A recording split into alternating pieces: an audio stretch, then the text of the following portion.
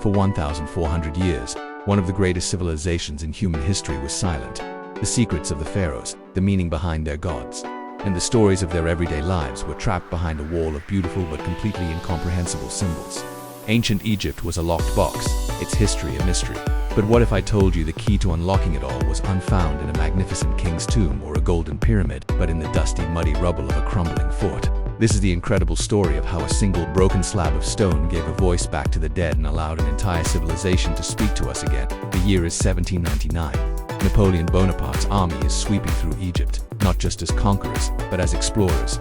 In the port town of Rosetta, his soldiers are busy tearing down an ancient wall to reinforce their position, building what they called Fort Julien amidst the chaos and demolition. A French officer, Pierre-Francois Bouchard, spots something unusual. It's a large, dark stone slab, unlike the others, covered in 3 distinct bands of engraved text. Most soldiers would have seen it as just another building block, but Bouchard recognized its potential significance. He saved it from being broken up and used as rubble, sensing it was something truly special. This was the Rosetta Stone. Initially, it was a prize of war. After the French were defeated, the stone was seized by the British as part of the treaty agreements. It was shipped off to London, destined for the British Museum, where it remains to this day. But its true value wasn't as a trophy. It was the intellectual puzzle it presented to the world's greatest minds, a puzzle that, if solved, could rewrite history. So, what made this chunk of granodiorite so special? Why did it become one of the most famous artifacts in the world? The secret was in its text. The stone carried the same official decree, issued by King Ptolemy V in 196 BC, but it was written in 3 different scripts. At the top was the script that had baffled everyone for centuries, Egyptian hieroglyphics. This was the sacred, pictorial language used by priests for religious documents and temple carvings. In the middle was Demotic, a much more common cursive-like script used for everyday administrative and legal documents in ancient Egypt. It was essentially the shorthand of its day. And at the bottom, crucially, was ancient Greek. By the time the stone was discovered, ancient Greek was a language scholars knew and understood perfectly. For the first time, they had a direct side-by-side translation. It was the ultimate cheat sheet for a lost language. The Greek text acted as a guide, a map to navigate the mysterious symbols of the other 2 scripts. Think of it like this. If you had a secret message written in a code you didn't understand, but right below it was the exact same message written in plain English, you'd have everything you need to start cracking the code. The Rosetta Stone provided the first critical clues. Scholars could now isolate names like Ptolemy in the Greek text and then hunt for the corresponding group of symbols in the hieroglyphic section, which were often enclosed in an oval shape called a cartouche.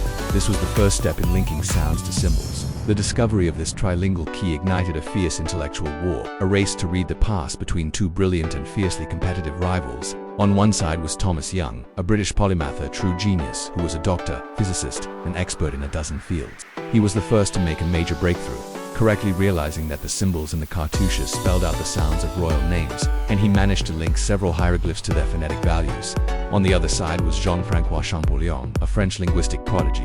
Champollion was obsessed with Egypt from a young age, mastering multiple ancient languages, including Coptic, a direct descendant of the ancient Egyptian language. For him, this wasn't just an academic puzzle, it was a lifelong passion. The rivalry was intense, fueled by the national animosity between Britain and France at the time. It was a battle for intellectual supremacy.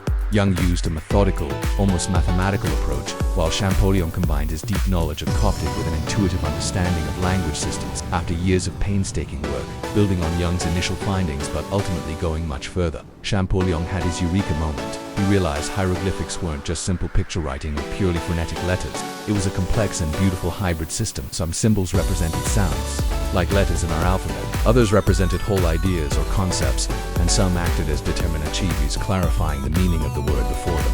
In 1822, Champollion announced his complete decipherment, cracking the code once and for all. He had done it. He had unlocked the language of the pharaohs. Champollion's decipherment didn't just translate one stone, it unlocked an entire civilization. Suddenly, the silent, decorative carvings on temple walls transformed from mysterious art into vivid historical records, telling stories of battles, rituals, and dynasties. Papyrus scrolls, once just curious artifacts, became readable poems, legal contracts, private letters, and even shopping lists. We could finally read the Book of the Dead and understand their journey into the afterlife. We could learn the names of architects who built the pyramids and read love poetry written 3,000 years ago. An entire world that had been mute for over a millennium began to speak. The Rosetta Stone stands as the ultimate symbol of translation, connection, and understanding. It's a powerful reminder that no knowledge is ever truly lost. Sometimes, it's just waiting for the right key to be found. Thanks so much for watching. If you enjoyed this journey into the past, make sure to hit that subscribe button and join us at the Origin Pulse. Next time, we journey to China to uncover the secrets of the Terracotta Army, an empire's silent, buried guardians. You won't want to miss it.